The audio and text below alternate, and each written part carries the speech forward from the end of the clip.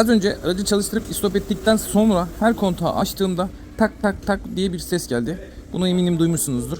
Bu ses direksiyon pompasından geliyor arkadaşlar. Direksiyon pompası motoru kısmından. Eğer direksiyon pompası seyir halindeyken bozulursa direksiyonunuz aşırı derecede sertleşir. Bu tarz bir ses, soluk vesaire varsa bunu mutlaka göstermeyi, baktırmayı unutmayın. Bu ses direksiyon pompasından geliyor.